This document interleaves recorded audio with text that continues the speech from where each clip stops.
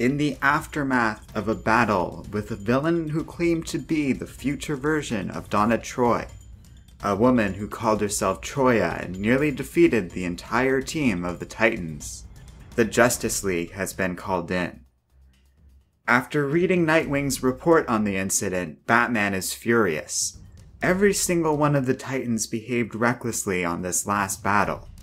He's glad they prevailed, but the Justice League can't risk letting these heroes behave so recklessly. Donna Troy is in particular of concern, which she fully recognizes given the nature of the recent encounter with Troya. The young woman is badly shaken, and though the Justice League insists they want to help, the Titans can tell their older mentors are considering shutting their team down. Nightwing points out that's not the Justice League's decision to make, though after he and Bruce have a heartfelt conversation where they review the responsibilities of leading a team of superpowered adults, such as the Titans, and after considering what Batman told the young man when he first joined the Teen Titans years ago, Dick Grayson agrees to have the Titans stand down until the League can conduct a review of their recent behavior. Though this doesn't sit well with much of the team, in particular Wally West, Roy, and Garth, Dick Grayson insists this is what they have to do. He gives everyone some time to collect their things, then he's shutting down the tower.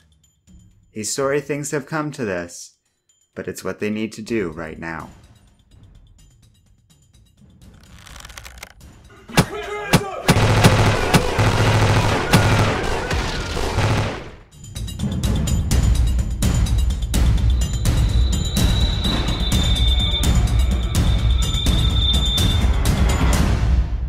Hello and welcome to Comic Island. My name is Arden, and this is my review of Titans number 19.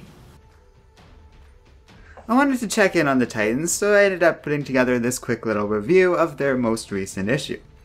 I've got to say the series is still doing quite well. It has a strong sense of character work to it. As we see this team shattered by recent events after a particularly gruesome adventure against this Troya character, each member of the team reacts a little differently.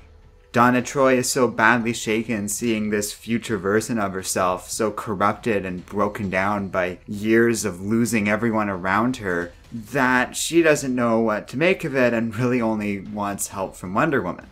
Meanwhile, someone like Roy Harper just loses his mind at the mere presence of the Justice League telling him what this team has to do.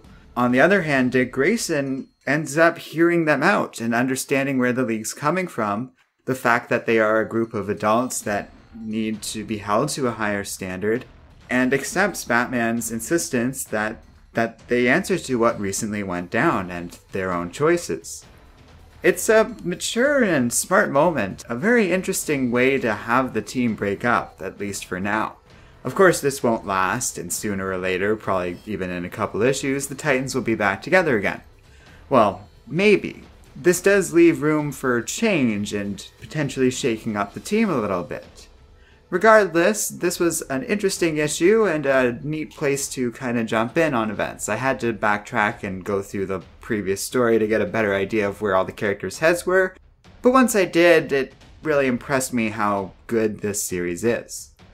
The art is great, in particular this variant cover by Dan Mora is really well done, but overall, Paul Pelletier, Andrew Hennessy, and Adriano Lucas do an excellent job giving this comic a feeling of life and a strong use of emotional expression.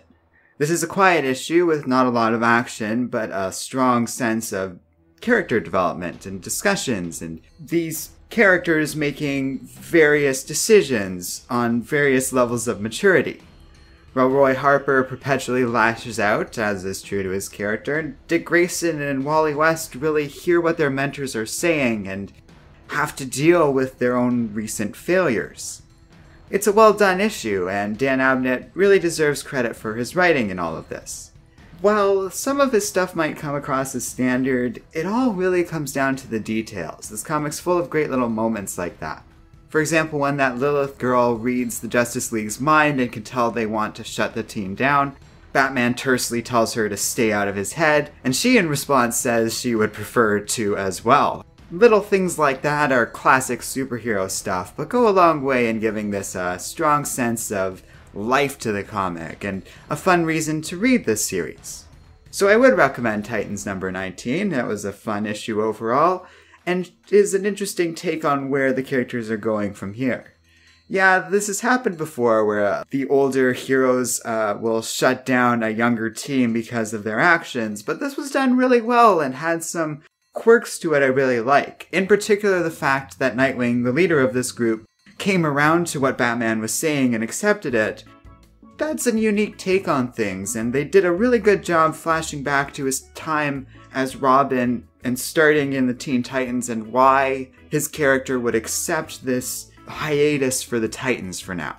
So that's the end of my review. Overall, it was a good comic. Let me know what you guys think in the comments section below. So thanks for watching, and if you like Comic Island, check out our Patreon page. You can find a link to that in the video description below. Finally, don't forget to like, subscribe, and keep reading comics.